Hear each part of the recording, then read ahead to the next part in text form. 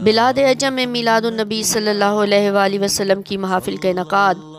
تو بتایا جا رہا ہے کہ اور عجم میں تو جو ہی اس ماہ مقدس اور بابرکت زمانے کا آغاز ہوتا ہے تو لوگ عظیم الشان محافل کا اہتمام کرتے ہیں، جن میں قراء حضرات، عوام و خواص میں فقراء منش لوگوں کے لیے انواع و اقسام کے کھانوں کا انتظام کیا جاتا ہے، مولود شریف پڑھا جاتا ہے اور مسلسل تلاوت قرآن کی جاتی ہے،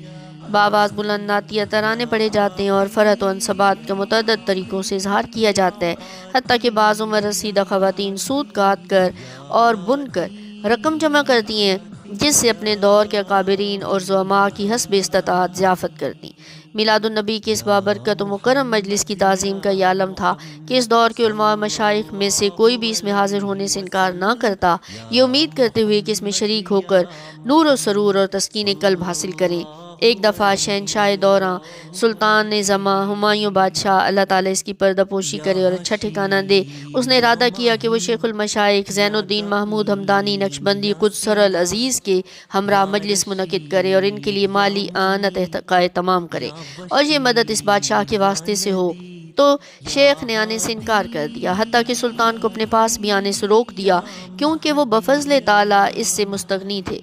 بادشاہ نے اپنے وزیر بیرم خان سے اصرار کیا کہ اجتماع کی لازماً کوئی تدبیر کی جائے، اگرچہ وہ محدود وقت کے لیے ہی ہو۔ وزیر نے سنا کہ شیخ محفل میلاد النبی صلی اللہ علیہ وآلہ وسلم کے علاوہ کسی بھی خوشی یا غمی کی محفل میں شریک نہیں ہوتے، پس اس وزیر نے بادشاہ کو پیغام بھیجا کہ شاہانہ کھانے اور مشروبات تیار کیے جائیں اور ایک مجلس علمی کے انعقاد کے تمام اسباب بہم پہنچائے جائیں۔ تمام اکابرین اور کارکنان سلطنت کو مدعو کیا تو شیخ اپنے بعض مریدین کے ساتھ تشریف لائے۔ سلطان نے نہایت ادب سے لوٹا پکڑا اور وزیر نے شیخ کی طرف لطف و کرم کی نظر کی امید کرتے ہوئے اپنے ہاتھوں میں تشت اٹھائی، اور یوں دونوں نے شیخ کے ہاتھ دھلوائے۔ دونوں کو اللہ اور رسول کے حضور اپنی عاجزی اور انکساری کی وجہ سے بڑا درجہ اور مقام حاصل ہوا۔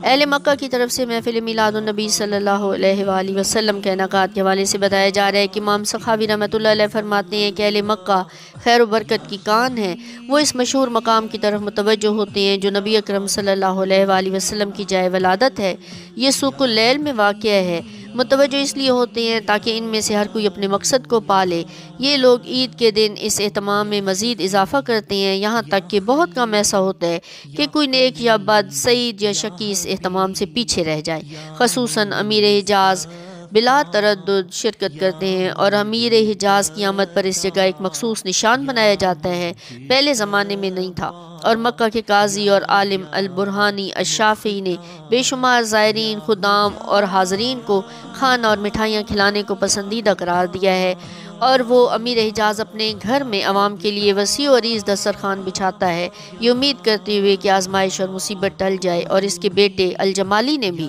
خدام اور مسافروں کے حق میں اپنے والد کی اتباع کی ہے۔ میں کہتا ہوں اب ان کھانوں میں سے کوئی چیز باقی نہیں رہی سوائے دھوئیں کے، اور نہ ہی مذکورہ بالا اشیاء میں سے پھولوں کی خوشبو کے سوا کچھ رہا۔ اب تو حال شاعر کے اس شعر کے مطابق ہے کہ خیمے تو ان کے خیموں کی طرح ہی ہیں، لیکن میں دیکھتا ہوں کہ اس قبیلے کی عورتیں ان عورتوں سے بہت مختلف ہیں۔ اہل مدینہ کی طرف سے محفل میلاد کے انعقاد جو ہے اس حوالے سے بتایا جا رہا ہے کہ اہل مدینہ بھی اسی طرح محافل منعقد کرتے ہیں اور اسی طرح کے امور بجا لاتے ہیں، اور بادشاہ مظفر شاہ عریق رحمۃ اللہ علیہ اس معاملے میں بہت زیادہ توجہ دینے والے اور حد سے زیادہ اہتمام کرنے والے تھے، جو کہ امام نووی کے شیوخ میں سے ہیں اور صاحب استطاعت بزرگ ہیں۔ علامہ ابو شامہ اپنی کتاب الباعث علی البدع والحوادث میں اس اہتمام پر اس بادشاہ کی تعریف کرتے ہیں اور فرماتے ہیں اس طرح کے اچھے امور اس بادشاہ کو پسند تھے، وہ ایسے افعال کرنے والوں کی حوصلہ افزائی اور تعریف کرتا تھا۔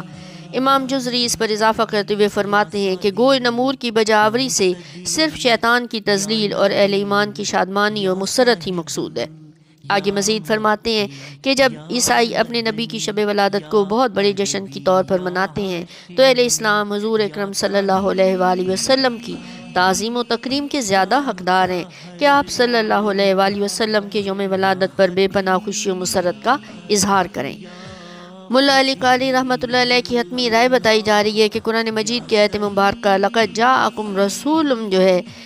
اس میں اس امر یعنی میلاد مصطفیٰ صلی اللہ علیہ وآلہ وسلم کی طرف توجہ دلائی گئی ہے، اور حضور صلی اللہ علیہ وآلہ وسلم کے وقت ولادت کی تعظیم و تکریم کی طرف اشارہ کیا گیا ہے۔ فرمایا کہ اس روز وہی اعمال بجا لانے چاہیے جن میں اللہ تعالیٰ کے شکر کی ادائیگی کا مفہوم پایا جائے، جیسا کہ پہلے اوپر بھی ذکر کیا جا چکا ہے کہ جہاں تک سما اور لہو وغیرہ کا تعلق ہے تو یہ کہنا مناسب ہے کہ جو قوالی یعنی سما اصل میں جائز ہے اور اس دن کی خوشی کے اظہار میں مددگار ہے تو اس کو اس سے ملانے میں حرج نہیں، اور جو مکروہ و حرام ہے وہ منع ہے، اور یوں ہی جس کے جائز و ناجائز ہونے میں بھی اختلاف ہو۔ اور بلکہ ہم تو اس مہینے کی تمام راتوں اور دنوں میں محفل میلاد کے انعقاد کو اچھا سمجھتے ہیں۔ اس بارے میں مصر و شام کے بہت بڑے قاضی ابن جماعہ کی تائید اس عمل کے بارے میں یوں ملتی ہے کہ جب وہ مدینہ منورہ میں تھے تو حضور صلی اللہ علیہ وآلہ وسلم کے میلاد کا کھانا تیار کراتے، لوگوں کو کھلاتے اور فرماتے اگر مجھے اس سے زیادہ استطاعت ہو تو میں پورا مہینہ ہر روز یوں ہی مولود شریف کی محفل منعقد کرتا رہوں۔ میں یعنی ملا علی قاری کہتا ہوں جب میں خود ایسی ضیافت کا اہتمام نہ کر سکا تو یہ اوراق لکھنے بیٹھ گیا تاکہ یہ ایسی مانوی نوری ضیافت ہو جائے جو صحیفہ کائنات پر رہتی دنیا تک باقی رہے، اور یہ کسی سال مہینے سے مختص نہ ہو، اور اسی لیے میں نے اس کتاب کا نام المورد الروی فی المولد النبی رکھا ہے۔